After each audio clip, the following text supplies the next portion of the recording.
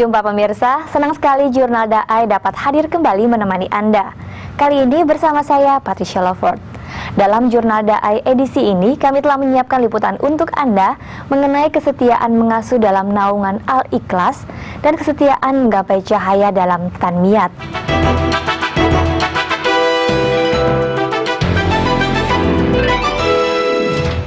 Sejak 30 tahun lalu, Neneng Salmia sebetulnya telah merintis Yayasan Al-Ikhlas. Namun, yayasan ini baru secara resmi berdiri 21 tahun lalu pada tahun 1992. Awalnya Neneng memulai dengan memberi pengajian gratis pada anak-anak kaum duafa dan para ibu. Ia lalu menyalurkan santunan bagi anak-anak yatim. Didukung banyak pihak, berdirilah pesantren Al-Ikhlas yang memenuhi segala kebutuhan anak-anak yatim duafa. Neneng melihat bahwa kekuatan utamanya dalam mengasuh adalah doa dengan tak henti bersujud dan bersyukur. Hayat Abdul Latif, salah seorang anak asuhan Neneng yang cukup berhasil meneruskan rasa syukur itu dengan bersumbangsi mendirikan pesantren Khalid bin Walid.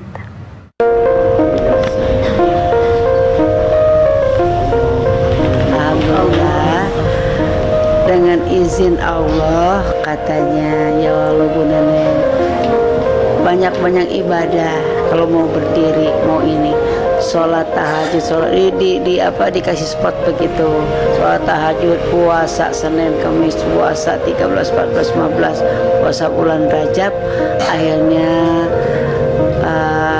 sampai ke penghujungnya alhamdulillah ada yang nyumbang.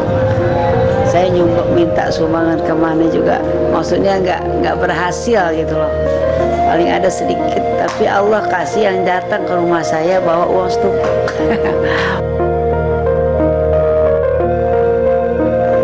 Neneng Salmia adalah seorang ibu rumah tangga dan guru mengaji. Kasih sayangnya yang besar pada anak-anak membawanya pada panggilan hidup menjadi ibu bagi banyak anak yatim duafa yang membutuhkan.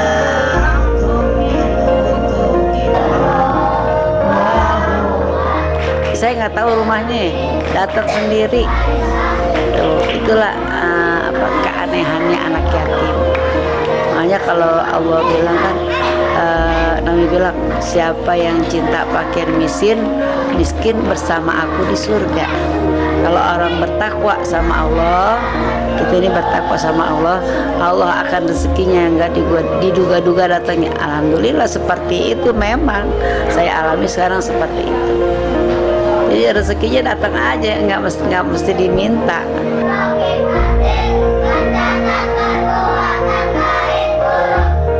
Semua saya punya di sini senjata doa.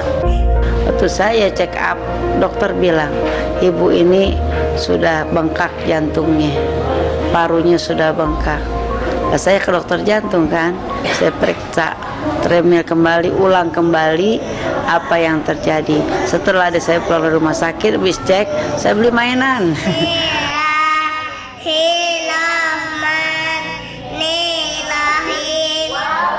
Karena anak-anak itu saya pulang, saya baca Fatihah, saya doa, minta doa. Orang minta Fatihah, saya minta doa sama saya.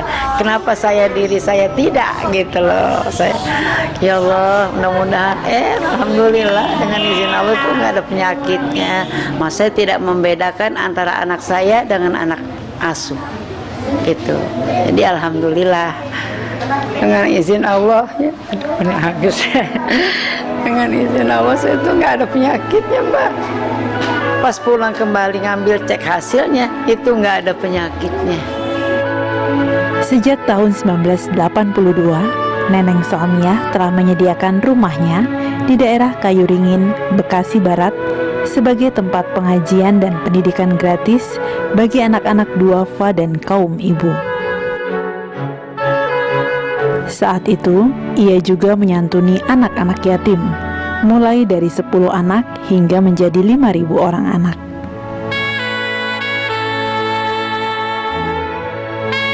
Pada tahun 1992, atas dukungan banyak pihak, Neneng lalu memutuskan mendirikan Yayasan Al-Ikhlas yang menaungi anak yatim duafa.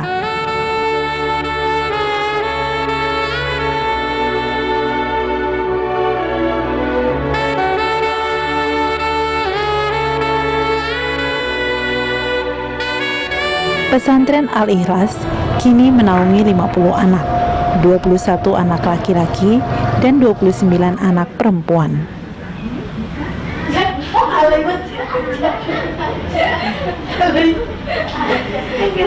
Ada yang mulai diasuh di rumah ini sejak mereka berusia 4 bulan. Rata-rata kini mereka duduk di tingkat sekolah dasar dan sekolah menengah.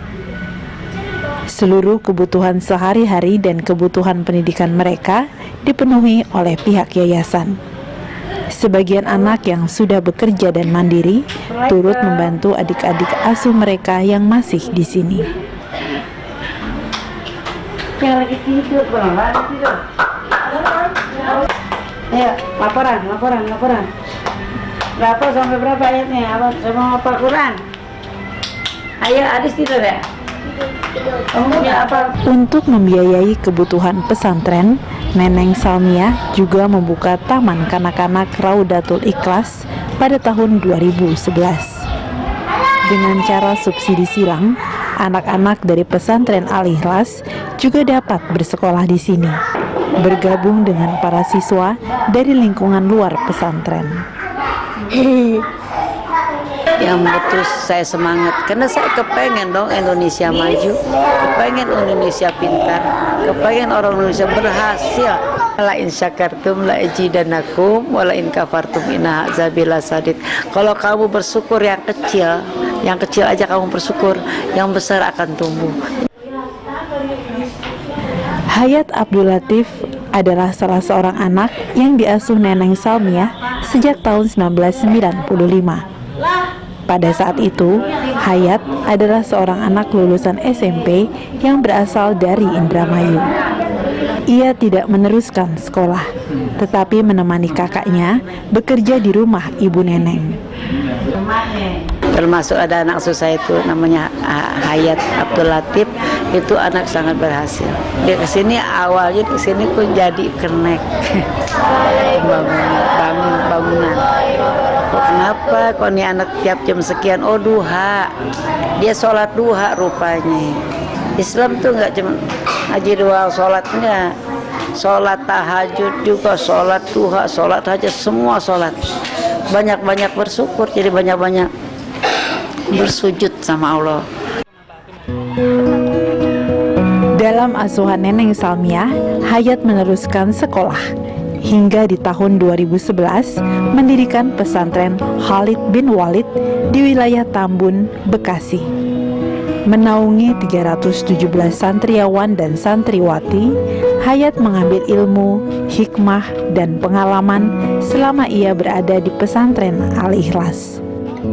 Dianggap sebagai anak gitu oleh beliau, maka kasih sayang beliau itu tidak mungkin saya lupakan sampai kapanpun gitu.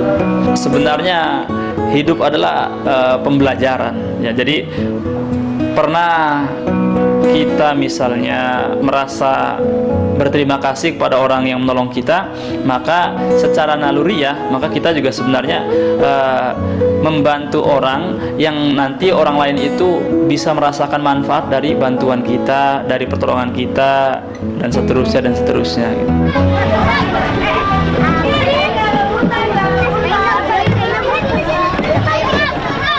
Sampai saat ini, Neneng Salmiah tidak pernah khawatir tentang cara memenuhi kebutuhan setiap anaknya. Suaminya telah berpulang dan ia sendiri memiliki 5 anak kandung. Neneng selalu mengajarkan pentingnya bersyukur dan bersujud pada Tuhan Sang Pencipta. Kalau ngomongin mama tuh bener-bener udah subhanallah, saya sangat terharu banget untuk mama ya. Mama itu memang benar-benar bisa dia kalau sama keluarga tetap kalau pulang dari yayasan dia selalu ngurus keluarganya dulu, anak-anaknya dulu gitu. Begitu dia selesai dia ke yayasan dan dia langsung mengabdikan lagi ke yayasan untuk anak-anak, ngurus anak-anak gitu. Terus mama juga sosok ibu yang benar-benar sabar, ibu nggak lupa dengan selalu mengingatkan kita untuk bersyukur, terus ibadah, terus ngajinya, sholatnya itu yang selalu mama tekanin. Dan Rasulullah SAW bersabda, saya beserta orang yang masuk anak-anak yatim, ya menyayangi anak yatim, itu di akhirat, di surga itu dekat dengan saya seperti dekatnya telunjuk dengan jari tengah gitu. Bahwa apa yang kita dapatkan, rezeki yang kita dapatkan itu tidak semuanya menjadi hak kita. Ya, ada hak orang lain. Berbagi adalah sesuatu yang indah. Semakin banyak kita memberi, menyantuni, membantu, maka semakin kita banyak mendapatkan kebahagiaan, kesenangan, dan pertolongan dari Allah Subhanahu wa Ta'ala. Kekuatan, ketulusan, dan kasih sayang membuat wanita berusia 56 tahun ini terus diliputi sukacita dan harapan yang lebih baik untuk semua anak-anaknya. Walau menghadapi banyak tantangan, tetap selalu syukur yang terucap dari bibirnya dan terlihat dalam sinar matanya. Sabaran, ini diuji banget kesabaran kita, nggak bisa 1, 2, 3. Bu, sabarnya tuh banyak banget. Ya, alhamdulillah, berarti selama ini kerja saya berhasil. Karya kita dulu dari yang susah payahnya, aduh, subhanallah deh, nggak bisa dibilang tuh susah payahnya saya. Alhamdulillah, bahagia banget. Alhamdulillah, bahagia banget saya tuh. Jadi ibu beberapa banyak ratusan anak. Itu banyak berkah banget, alhamdulillah banget dah kalau kata ini mah, bersyukur. Anak-anak adalah titipan ilahi, penerus di mana masa depan berada di pundak mereka. Dengan sadar dan penuh tanggung jawab, Neneng Salmiah mengambil bagian dalam mendidik dan mengasuh mereka, terutama mereka yang yatim duafa. Besarnya tekad mengalahkan segala rintangan. Besarnya kasih sayang menuaikan cinta kasih yang lebih besar lagi di hati setiap anaknya.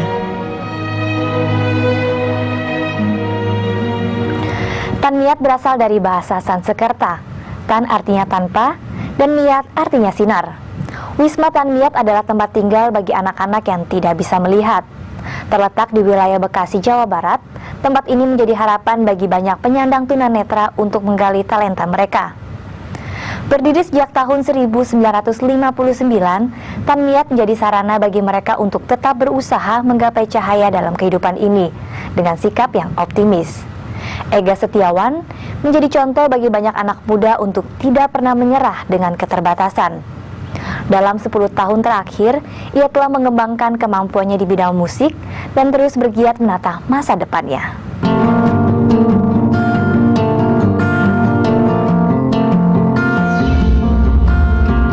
Badan Kesehatan Dunia WHO secara global memperkirakan penderita gangguan penglihatan di dunia mencapai 40 hingga 45 juta orang. Sepertiga penderita berada di negara ASEAN. Berdasarkan survei indera penglihatan dan pendengaran tahun 1993 hingga 1996, angka kebutaan di Indonesia mencapai 1,5% paling tinggi di Asia.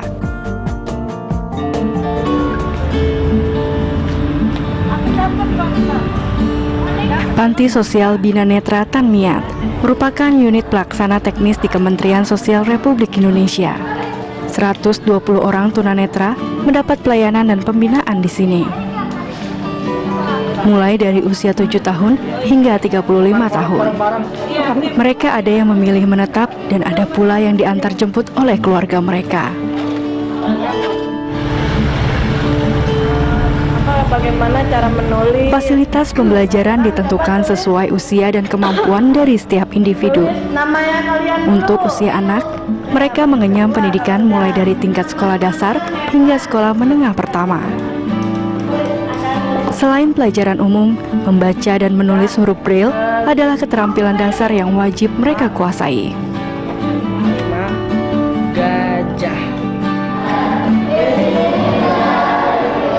Berbeda dari hari biasanya, di bulan Ramadan ini mereka rutin mengikuti pesantren kilat. Pembekalan agama ini dilakukan untuk membangun mental mereka, membimbing tiap individu untuk menggapai arah yang lebih baik dan mendekatkan diri kepada Tuhan sebagai rasa syukur atas anugerah yang mereka miliki.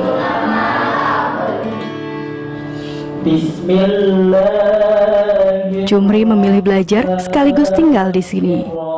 Usianya 23 tahun. Ia berasal dari Serang, Provinsi Banten. Setelah 2 tahun, ia mengikuti pembekalan di panti ini. Motivasi yang saya pegang ya berdoa, belajar sungguh-sungguh dan sabar, itu aja. Dengan tujuan bisa menggapai cita-cita yang saya inginkan. Keterampilan memijat ini ditekuni oleh Jumri sebagai bekal kemandirian. Ia berharap kelak mampu membiayai kuliahnya dari hasil keterampilan memijat. Kalau kata orang awas mah ini parudan gitu. Harapannya untuk kuliah membangun dirinya untuk terus berlatih dan mengasah keterampilannya menjadi lebih baik. Dan tujuan saya ke sini ingin ingin mencapai tujuan saya, yaitu ingin kuliah ke depannya gitu. Jadi keterampilan ini harus sungguh-sungguh diikuti. Nah, itu nanti buat ke depannya.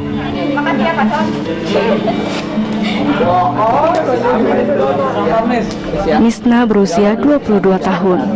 Ia berasal dari Bangka Belitung.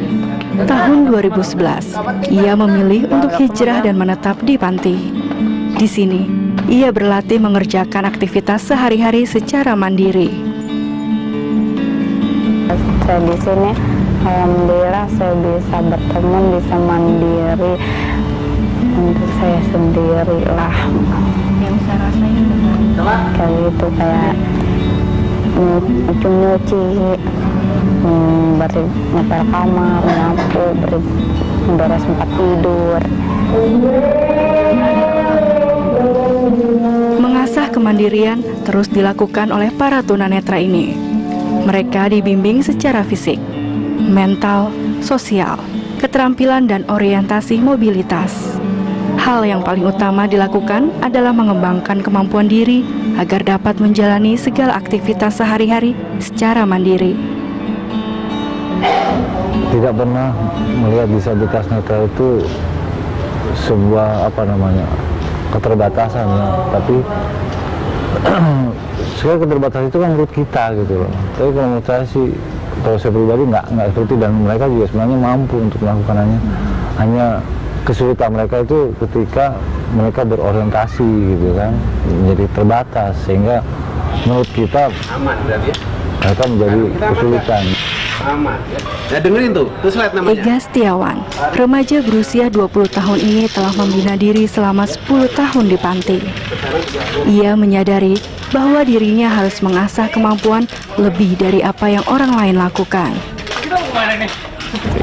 Mungkin dahulu sekali waktu saya masih kecil itu pernah sedikit terlintas perasaan seperti itu, tapi ya itulah kenapa kok orang lain diciptakan sempurna sedangkan saya memiliki satu kekurangan gitu. Sempat waktu itu, tapi cuma setelah banyak motivasi dari orang-orang terdekat gitu ya, dorongan dari orang, akhirnya saya udah mulai memahami lah apa yang diberikan oleh Tuhan ini. Istilahnya saya udah menerima dan mensyukuri, tinggal dijalani aja gitu. Upaya untuk membahagiakan kedua orang tua ia lakukan dengan tidak menyanyiakan waktu belajar. Kini, ia telah mendaftarkan diri melanjutkan pendidikannya ke sebuah perguruan tinggi negeri di Jakarta.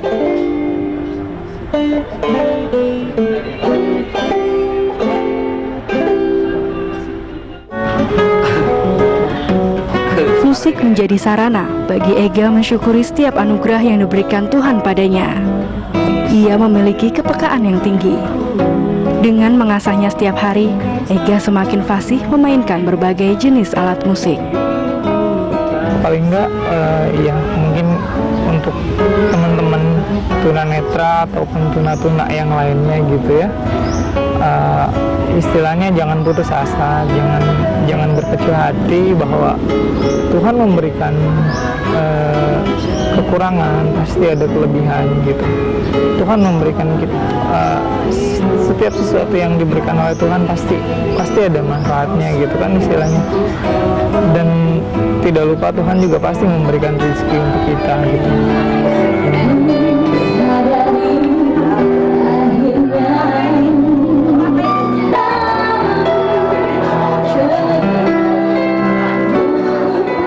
Talenta dapat pula digunakan untuk menjalin tali silaturahmi antar sesama. Mengikat persaudaraan dengan saling memberikan apa yang dimiliki, dapat menciptakan kerukunan di antara sesama umat. Segalanya memang dapat menjadi indah bila satu dengan yang lain dapat saling berbagi. Ya memang saya kalau tiap tahun hari bulan puasa itu kan bulan Ramadan, bulan yang suci ya. Jadi saya partisipasi dari umat Tri Dharma Wanita Majelis Bekasi itu mengadakan puasa bersama. Gitu. Jadi mengikat tali kekeluargaan, puasa bersama. Perasaannya senang ya bahwa saya telah diberi kesempatan bisa bersama-sama ya dengan anak-anak yang memang membutuhkan belayan kita, kasih sayang kita dan semuanya ya yang saya rasakan gitu loh. Bagaimana jika terjadi dengan kita gitu ya. Kita sudah bersyukur telah diberi kesehatan ya dan semuanya gitu. Makanya marilah kita bersama-sama untuk membangun cita kasih kita dan kasih sayang kita supaya kita bisa membahagiakan orang. Itu suatu cita-cita kita semua. Manusia sesungguhnya tidak dapat hidup sendiri. Untuk itu Tuhan menciptakan manusia agar dapat saling berbagi. Berbagi adalah cerminan sikap saling mengasihi, sekaligus sikap mensyukuri segala nikmat. Tidak ada hal yang sia-sia bila setiap orang mau berusaha dan menjalaninya dengan tulus. Kesetiaan dalam berbagi, kesetiaan dalam memberi kasih sayang, kesetiaan dalam mencari dan kesetiaan dalam mengembangkan diri menjadi modal utama dalam menata kehidupan yang lebih baik. Ya, jadikan hidup ini penuh makna karena setiap peristiwa mengukir sejarah. Jika Anda memiliki saran atau kritik, silahkan kirimkan email ke jurnaldai@daitv.co.id atau melalui SMS dengan format JDI, spasi nama, saran dan kritik Anda, lalu kirim ke nomor 0852 8580 8559. Akhirnya saya Patricia Lovord mewakili seluruh kerabat kerja Jurnal Daai mengucapkan terima kasih atas perhatian Anda. Sampai jumpa.